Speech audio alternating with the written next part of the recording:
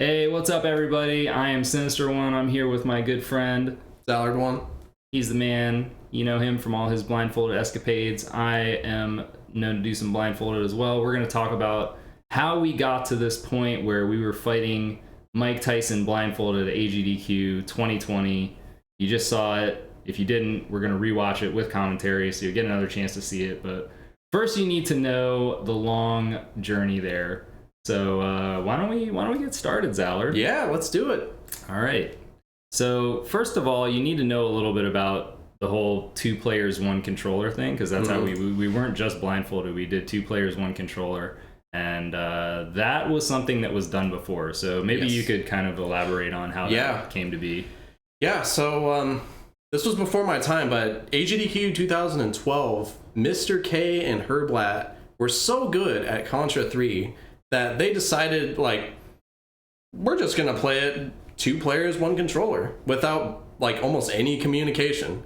So they started doing that in the practice room, and it ended up being to the point where they completed the run that they were scheduled to do, the co-op run, and then they followed it up with, you know, the 2 player 1 controller run.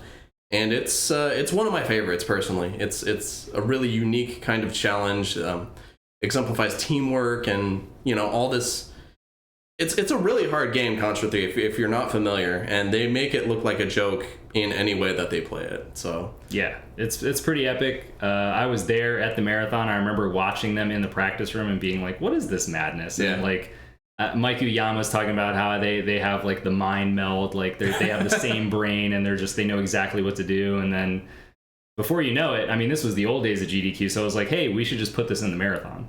And then they did. So we actually have a clip for you guys, and we're going to show that real quick. So why don't you enjoy some Mr. K and Hurblat. for sure. 2 players 1 controller. I didn't even know you could grab that. They probably didn't either. Oh, yes, we did. Oh, jeez. Holy shit! What? No balls. Okay.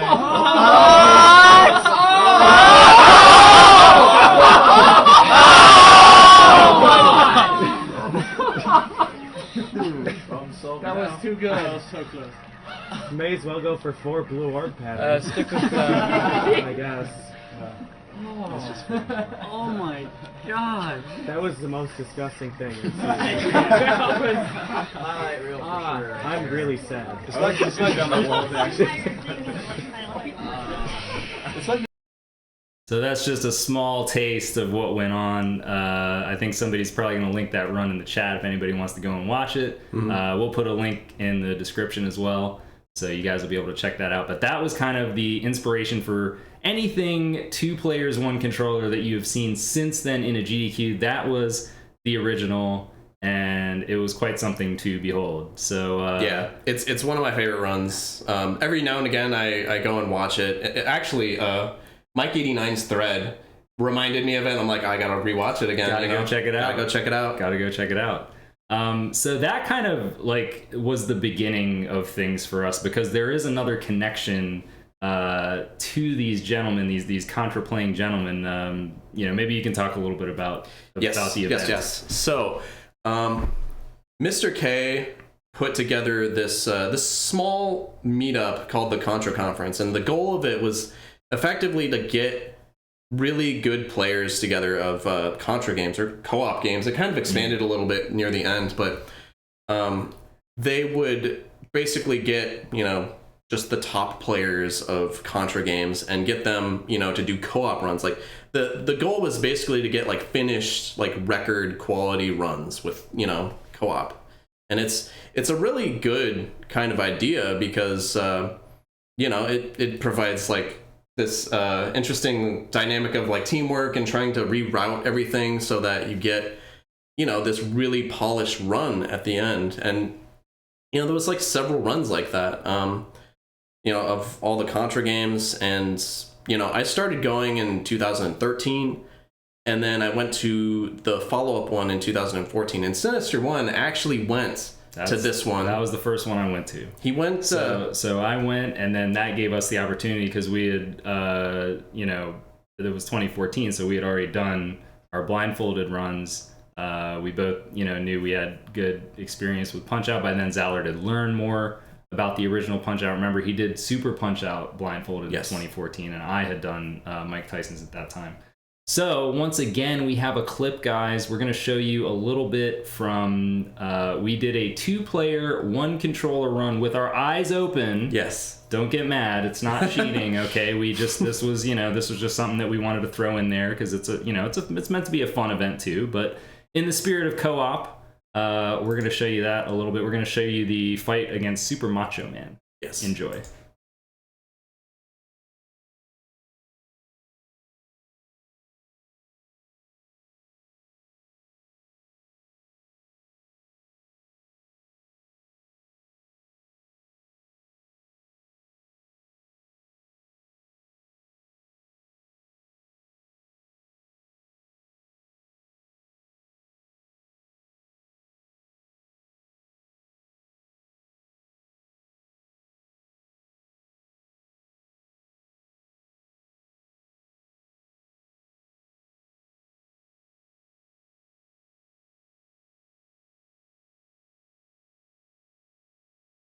Oh yeah, if you guys aren't getting audio from this one, sorry, I think this one might be...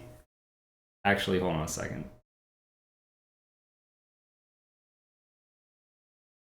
Yeah, this was the one video that we couldn't get the way we wanted, so there's maybe no audio. Apologize for that.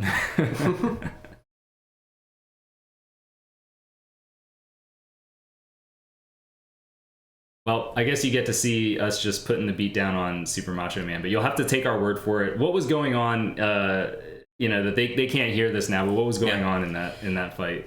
Basically, so we knocked him down. We're trying to figure out, like, okay, how are we gonna deal with this? And we tried to gutter him, and we realized how difficult it is to coordinate gutters at this point. Gutter being like you hold their guard up and you punch them in the stomach. It's a lot easier to do when it's just one person. Then he knocked us down, of course. Macho just roasting us. Yeah. It's amazing. That's all right, guys. Have faith.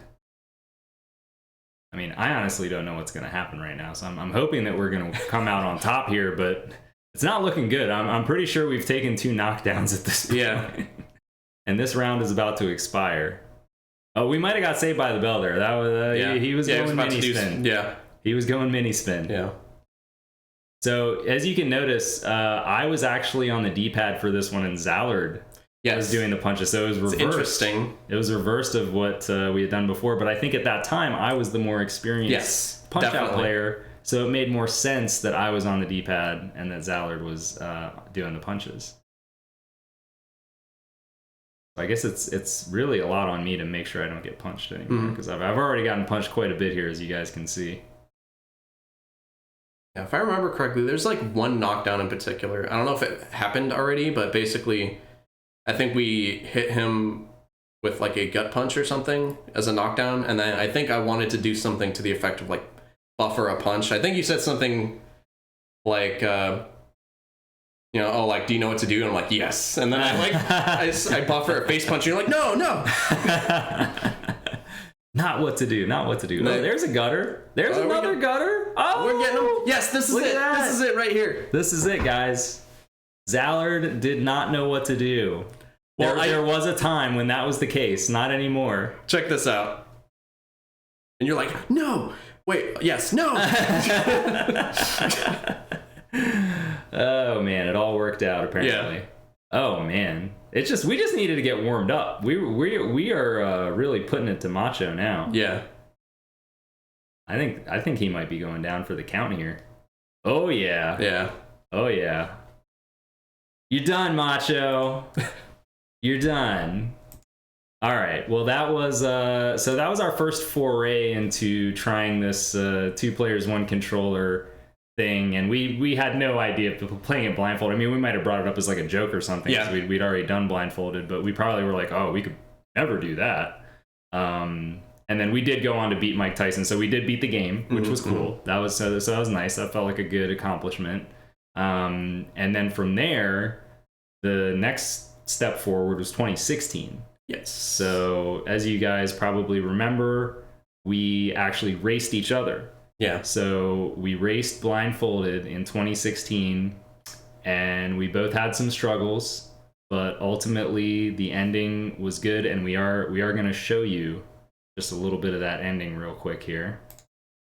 So I'm going to bring that up. This is the AGDQ 2016 race, Blindfolded.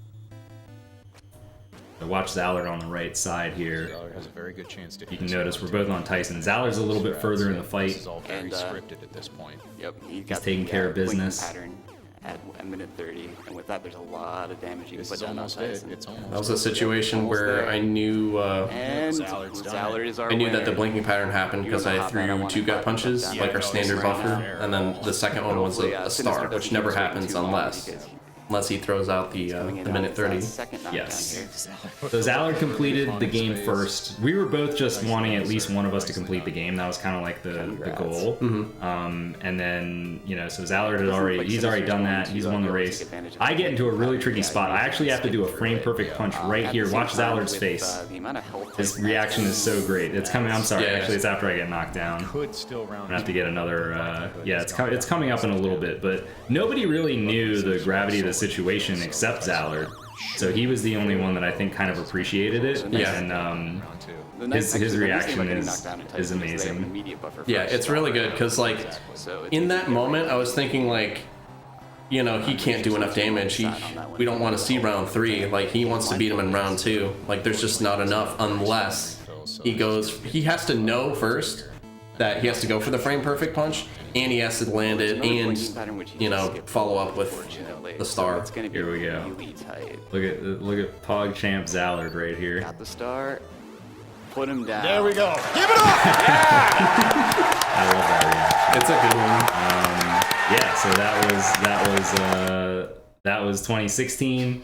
We were both elated. We both beat the game. You know, we both did a good job. We had some struggles. Neither of us went 14-0 though. That we both had a loss. Unfinished business. Unfinished business. So yeah, AGDQ 2020. We didn't know that this was going to happen, but we did know that we hadn't finished the task at hand.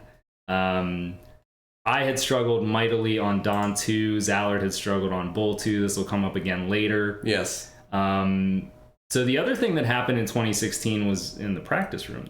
Yeah. You want to hit on that? Yeah, the practice room. I forget how it led into this. I think we wanted to do it for fun because at the time we were both practicing Blindfolded, and we wanted to kind of, I guess, mess around with 2-player 1 controller Blindfolded because it was just for fun. Yeah, I mean that's my recollection. Is like it was pretty fun. We weren't being serious. It was just like, hey, let's try this out. And we do have some footage, so we're going to show you that as well. Yes. Von Kaiser. Can we take down Von Kaiser? This is our first attempt ever, guys, at 2P1C blindfold. Now we're not wearing our blindfolds, but as you can see, we're clearly facing away from the television. What's really funny about this is I was looking at this footage the other night, and the cartridge graphics are messed up. and we were just like, we don't care, screw it. Yeah, it doesn't matter. It doesn't matter. We don't need to see any of it.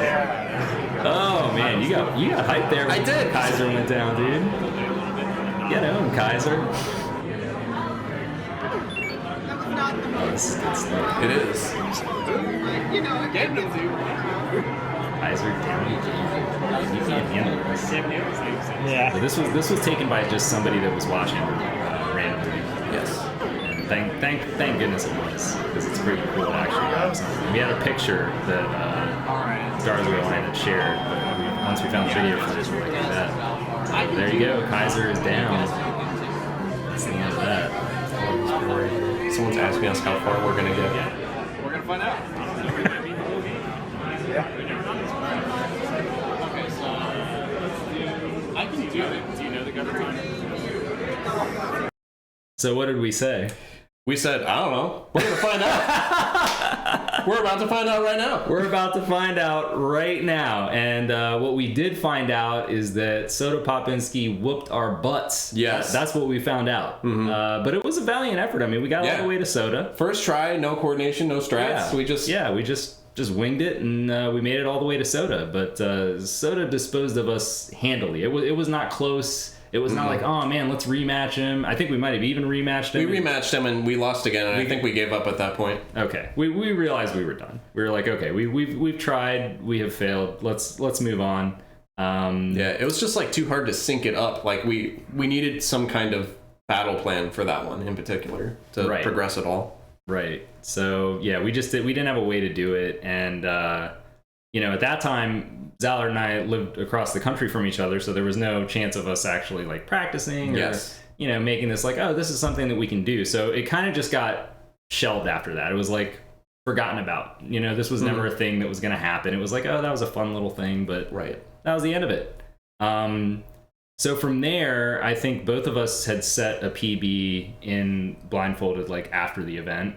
Yes. It was actually kind of funny. You did a bunch of attempts on stream, and my PB was from the AOD run. Do you remember that? Oh, you couldn't commentate for that, but I have the footage of that one. Oh man, that was a cool run. Okay, so you got yours. So Zallard got his PB live. I actually ground mine out a little bit, which is probably the only reason I beat him by a couple seconds. So he had a 21:56. I have a 21:38. Those are still our times today. Neither of us have attempted to improve those, but that's just for context, so you guys later on can realize like what kind of time we're getting, in the marathon.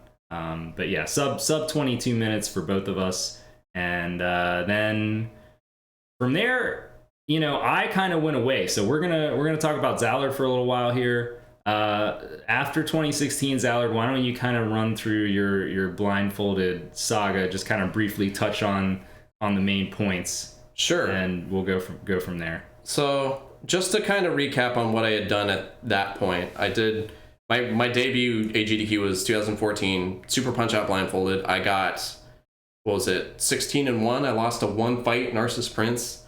So I always was like, I want to fix that at some point. You know what I mean? So similar to our race. Perfectionism, guys. He was not satisfied with beating the video game, being the first person to beat a video game blindfolded at Games Done Quick. He had to go undefeated as well. I had to fix it. So, and then after that, that made it easier for me to submit for our race. And then after that, I kind of took a break from GDQ. Like 2017, I didn't submit anything. And I wasn't submitting to SGDQ at that point. So it was kind of funny because I got back into it basically in the practice room for AGDQ 2017. I was messing around with 2 punch-outs, 1 controller with a really jank setup with I think it was 2 Wii's, a Waybird controller with 2 receivers set to the same channel, a copy of Animal Crossing, and Virtual Console Super Punch-Out. And it was kind of ridiculous, but I was able to beat it eventually. And then later on, I asked my friend OmniGamer to make a controller splitter so I could take it a little bit more seriously. And then 2018, that's when I submitted that run to AGDQ, and that kind of got me back into it. That's a really cool run. A whole bunch of really interesting and different challenges that were present in that I never had to think about, in terms of managing time and pauses and all that stuff. And then after that, I kind of didn't know what to submit, but I wanted to submit more things. So eventually it got to the point where I started submitting Wii Punch-Out Blindfolded, because that's the final. It's the only one that hadn't been done. It's the end of the trilogy, right? We got to complete the trilogy. Got to complete the trilogy. I've kind of had that in my back pocket for several years because I've always wanted to do it, but logistically it's weird because of the menus. I always thought maybe I need to have a Doc Lewis person do the menus for me. You know what I mean?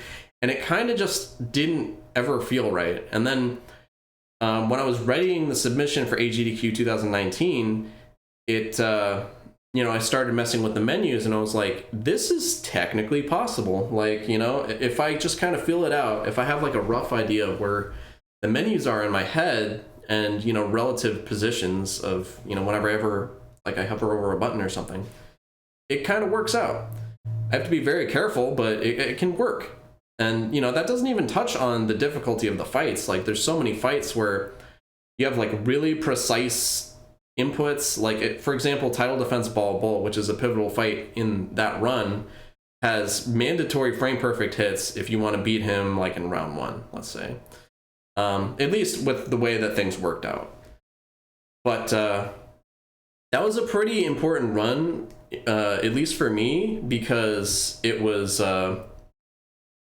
effectively, it was the first perfect run through of a punch out game where no one lost to anyone. No losses. And that kind of started like a fire under me, where it was just like, okay, that was the punch out that I never thought I'd get a perfect run in, because like it was already so difficult to get it into a GDQ, because at AGDQ 2019 it got rejected, and I was thinking like, okay, maybe this will be harder than I thought to get in, because it's a long game. It's an hour plus blindfolded. That's a pretty risky kind of thing to accept for a GDQ. Like that could be really bad if I get lost, and then the estimate gets really bad. But it was a little risky. But if you guys have watched the run, you know how it turned out. If you haven't watched the run, you should definitely go watch it. Zallard did his thing there, and then there was one more run that preceded our run, which was, of course, at Games Done Quick Express. Games Done Quick Express. So me and good friend Hootie were practicing. We're kind of just like relearning Super Punch Out. And, like I was thinking like, okay, well, Wii Punch Out was so good. Could I fix all of the previous runs where, we could get like perfect records? So I thought like, at least for me, like I want all my GDQ runs to be different in some way. And at least with Super Punch Out, if it were in a race format, that's different. That fits the bill. So that's true. I asked Hootie if we wanted to do a race, and he was down, so it was on. And once again, it went very well. I'm not going to spoil anything. You guys need to watch that run as well if you have not seen it already. Yes. But excellent runs. I happen to be on the couch for both of those, for all three of those runs. And I definitely was like, man, this is so awesome. And, I can't say I was thinking like, wouldn't it be cool if we did something together again? But I felt like playing Punch Out again would be cool. Like that was kind of in my mind, vaguely, very vaguely. So what happened after that was Zallard had basically reached out to me. It was kind of funny because like it was at the end of the SGDQ run. That's when I thought about it, because I realized my plane had free texting, and I had hours to kill. So was that the first time you mentioned it? That was the first time I mentioned it, because I was just like, I was thinking about it, because at that point I had already asked Hootie for Super Punch Out, and I was kind of thinking like way ahead, like AGDQ submissions are soon. True. Like we need to think about this. Like, do we want to commit to this submission? And you had said you were down for that. Right. And I was like, okay. So it should be noted that by this time, Zallard and I both live in the same area, close enough that we could reasonably do some amount of practice. Yes. So it is a realistic possibility that we can attempt this feat of complete madness. Mm-hmm. So Zallard, asked about it. I guess I said, sure, fine. And then we actually confirmed it around August, because that was before AGDQ submissions, and we were kind of like, well, what are we gonna do? We don't really have a submission video. We haven't even done this yet outside of what we did in the practice room. Right. So we submitted the video we showed earlier, that one at the Contra conference with our eyes open, and we figured by the time they go through submissions and everything else, maybe then we'll have something to show them like, hey, we can do this blindfolded. That'll be an incentive. Yeah. So basically the way that we framed the submission, it was 2-player 1 controller with vision, and then later on it was going to be an added incentive for blindfolded, but they accepted it as blindfolded 2-player 1 controller as a bonus game.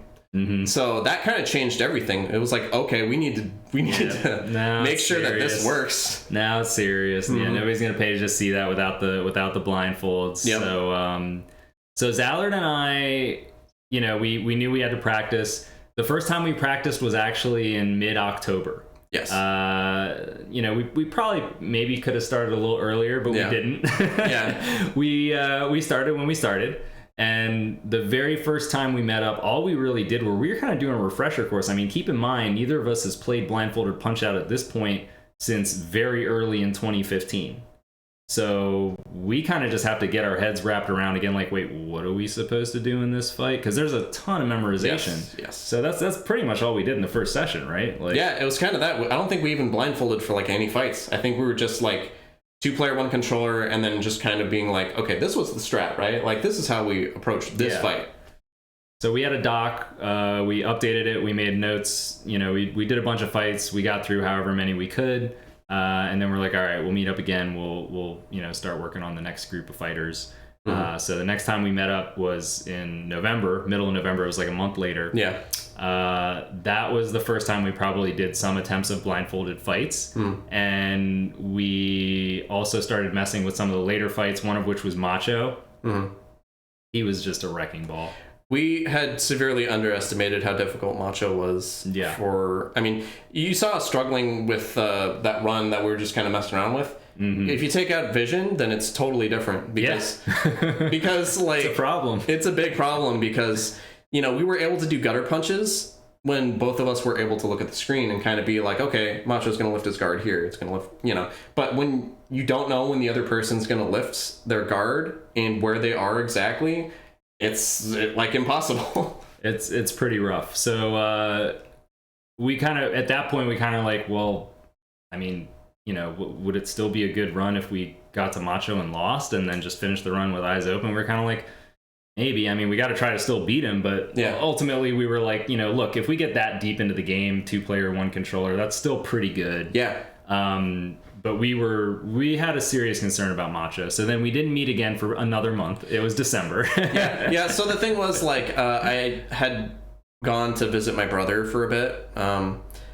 But I brought my setup with me, which was kind of pivotal for our run. Because, you know, there was a lot of times where I was, like, visiting with my niece and my brother and having a good time. But, like, every now and then when, like, you know, everyone's at work or whatever, everyone's asleep, you know, just, like, I'll play a little bit of Punch-Out. And I also had, like, a retro tank. So that kind of helped out in terms of just, like, the timing. It wasn't that bad. Yeah. Eventually I started messing with Macho, just like fighting him repeatedly, thinking like, okay, what can I do? What buffers exist? You know? And then I started messing with it, and then I ended up ducking to see if that would be an okay buffer, and I realized his guard was up when he threw an uppercut, and I'm like, well, wait. That cracked the case. Wait a minute. If that just manips his guard up every time, and it's like, you know, when he threw a hook, his guard's also up. And it's like, well, that's all of the guesswork gone. Yeah. If we duck everything, and I'm on D-pad, it's a matter of, like, if I'm comfortable with that. And it's like, if I can do ducks every time, then, you know, that's Sinister all you need. Doesn't have to guess. I don't have to guess. Yeah, because we had, so just for some perspective, it is possible to gauge which punches he's doing, but it's extremely hard. I only got to this point in 2015, where I was able to just kind of, from an audio sense, like, recognize which punch he's doing, but there was no way we were going to be able to do that in the amount of time that we had and just the way that we were playing. So this ducking strat was a lifesaver for the Macho fight. We weren't out of the woods yet, though. Of course, there's Tyson. We started with Tyson, and I think we got a little kind of, like, overconfident. Yes, we did. Because we had both beaten him so much, you know, by ourselves, and then it's like, when we're together, like, you know, why shouldn't we be able to beat him? But we were having major problems with him. Yeah. And, you know, once again, it wasn't... So again, we practiced in December a couple times, and then we were getting owned by Tyson. And then, Zallard, you again had some good fortune to find something. It was really funny. So I was practicing on my own with Blindfolded Tyson, and I made a mistake. Like, at the start of phase 2, I had done the buffer again for the star. I'm like, oh wait, no, that's not what you're supposed to do. But I decided to just play it out anyway to see how it worked. You know, how it worked out. I was just kind of like, I don't know, lazy. I didn't want to reload the state, and I'm glad I didn't, because I realized how important it was. So with the way that his health refills work out and the timing of when Tyson goes pink, if you just do the buffer and you already have 3 stars and you get a 4th star, which is like nothing, which makes it seem like a waste, you skip minute 30 and 2:30 basically every time, no matter what set of luck you get. And that was the big thing that was killing us, because we can't react in time to the minute 30 pattern, the blinking pattern. Yeah, he wrecks us, and we kind of just... It was critical. That's what we had underestimated, was that in one player, the blinking pattern is not a problem. It's a little bit easier to counter in one player, but with both of us, it wasn't happening. So, once Zallard stumbled upon that one, we fought Tyson again, and that was like we finally were beating Tyson. We still had a bit of a problem with, round 3 is a major issue, and it still is, but we'll circle back to round 3. The other part about that strategy is it saves us a star. Yes. So we got to carry an extra resource into phase 3, which we otherwise wouldn't normally have.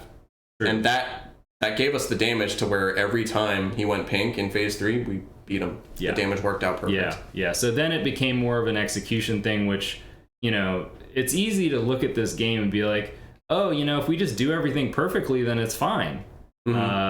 Unfortunately, that's a lot easier said than done. So, we kind of had these ideals of like, okay, we can do this fight, but we also realized we need a lot of backup strats. We went through the whole thing, and we'll go through that gamut a little bit later, but we had to do a lot of like, okay, what about this situation, this situation, this situation? And we just wanted to be really, really prepared, but we still hadn't completed a run. So we get to... It's 2020 now. Yes. We still have not completed a run. Nope. And it's January 2nd, and we finally complete our first run, which we are going to show you, by the way. It's a very interesting run. It sure is. And, so we at least felt like, okay, we can at least beat the game. It's probably not going to happen at the marathon, but at least there's a chance. Yeah. Right? There's at least a 1% chance. That's all we need. That's all we need, man. We just need that 1%. So that was it. Our last practice before we left to GDQ was finishing that run. And then once we got to the event, we were able to practice 2 more times, and we didn't complete any more runs. No. It was just like rigorous practice on situations. Yeah. It was a lot of that, and I definitely tormented Zallard quite a bit, because I would put him into difficult situations on purpose to see, like, does he know what to do in this situation? Or how's he going to react to this? And he would eventually, not every time. Sometimes he would hit it right away, but sometimes it would come later. But it was it would spark a lot of discussion for us of like, okay, what should we do here? Is this working for us? Is this not working for us? And we were able to kind of figure things out. And I promised him, I was like, don't worry, I won't do it. No, you won't sabotage our run on stage. Yeah, so basically, to elaborate, he would just do stuff like, I'm going to throw random bad punches, and you're going to have to react and fix it for me. Yep. And it's like, okay, I'll try. Because that could happen. It can happen. Either one of us could make mistakes, so we both have to be prepared. I have a little bit less in terms of how I can react when there is a mistake, versus if I make a mistake, he can have a little bit more in the way of options. So it was more important that I troll him than for him to troll me. So I was just doing my role. And again, I was on the buttons, he was on the D-pad. Yes. So that was our preparation, guys. And if you watch the interview that we had with Feasel before the run, you can kind of get a sense of where we were. We were being honest too. There was no, we weren't like trolling, like, no. Oh yeah, we were genuinely like concerned about how the run was going to go. You've only completed the game once, and when you guys see that completion, you're going to see why we were so concerned. Yeah, it's there's another side to the coin that you haven't seen. You have not seen this yet, ladies and gentlemen. There is some footage that has never been shown before, but I'm going to go ahead and show you guys that footage. So we're gonna go ahead and do that before we get into the next part, which is the actual run. You guys of course want to know how the actual run went. I'm sure a lot of you have seen it, but for those of you that haven't, you're gonna get to watch it. We're gonna commentate it. We're gonna give our reactions. So stay tuned for that. Yeah, it's gonna be hilarious.